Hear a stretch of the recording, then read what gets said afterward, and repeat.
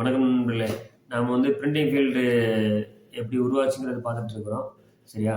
இப்போ நம்ம ஃபஸ்ட்டு அவங்க அந்த கிளிமுக்குன்னு ஒரு மிஷின் ஒன்று உருவாக்குனாங்க. லெட்டர் பேடை வச்சு ஒரு மிஷின் கட் பண்ணி இது ஃபஸ்ட்டு வுட்டில் ரெடி பண்ண மிஷின். முதல்ல ரெடி பண்ண மிஷின் இந்த டைப்பில் தான் வந்துச்சு. சரிங்களா? இதுக்கு நெக்ஸ்ட் மாடல் இது பார்த்தீங்கன்னா ஒரு நாளைக்கு மிஞ்சி போனால் ஒரு 500 சீட்டு அடிச்சிடலாம். ஒரு நாளைக்கு 8 மணி நேரத்துக்கு 500 சீட்டு தான் இதில் அடிக்க முடியும். ஏன்னா இதில் இங்கு தடவுறதுக்கு ஒரு ஆள், பேப்பர் வைக்கிறதுக்கு ஒரு ஆள், இது லேட் ஆகிடுச்சு. அதனால இதுக்கு அடுத்த அட்வான்ஸாக இன்னொரு மிஷின் வந்துச்சு. இது அதுக்கப்புறம் கரண்ட் எல்லாம் இப்போ கிடையாது.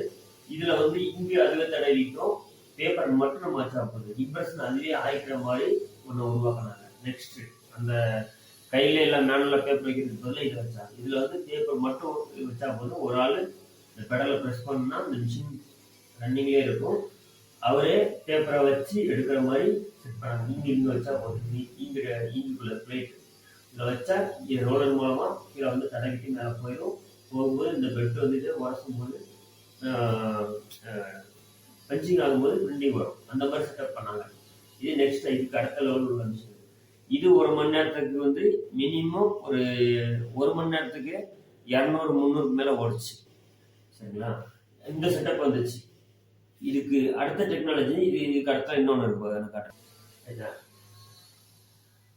அதுக்கு நெக்ஸ்ட் மாடலாக இந்த மிஷின் வந்துச்சு. இதுவும் பெடல் தான். பெடலில் இது மணிக்கு பார்த்தீங்கன்னா ஒரு 2000 சீட் வரைக்கும் போகும். ஒரே ஆள் ஓட்டுறது 2000 சீட்டுக்கு.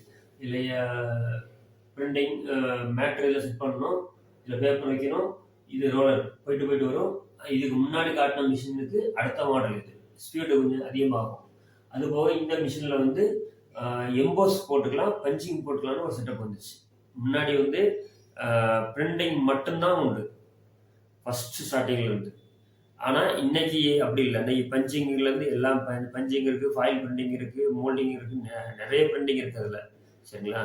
ஆனால் இந்த மிஷின் டைப் வந்ததுலேருந்து பஞ்சிங்கும் உருவாகுச்சு. இந்த டைப்பில் பஞ்சிங்கு எம்போஸ் நெக்ஸ்ட் லெவலுக்கு போனது. பிரிண்டிங் மட்டும் இல்லை, பிரிண்டிங்கை தாண்டி பேப்பரில் நிறைய வேலை பண்ணலாங்கிறதுக்கும் இந்த மிஷின் ஒரு மாடல். ரொம்ப முக்கியமான இந்த காலகட்டத்தில் தான் அந்த கவருக்கு அந்த மாதிரி கட் பண்ணி பஞ்சிங் பண்ணது, டைப் பண்ணது எல்லாமே இந்த இடத்துல தான். இதெல்லாம் தான் மாறி வந்துச்சு. ஓகேங்களா? இதுக்கு அடுத்த வேலை இது எப்படி ஃபாயில் பிரிண்டிங்காக மாறிச்சு, ஃபாயில் பிரிண்டிங் எப்படி உருவாச்சுன்னு நம்ம பார்ப்போம். நெக்ஸ்ட் வீடியோவில் இது எப்படி கவர் பேசிங் மிஷின்லாம் வந்துச்சுங்கிறத பார்ப்போம். பிரிண்டிங் மிஷினோட அடுத்த டெக்னாலஜி இதுக்கு அடுத்தது தான் இன்னொன்று இம்பார்ட்டண்டான விஷயங்கள் இருக்குது. அதை அடுத்த வீடியோவில் பார்ப்போம். அது வரைக்கும் நன்றி. பாலா.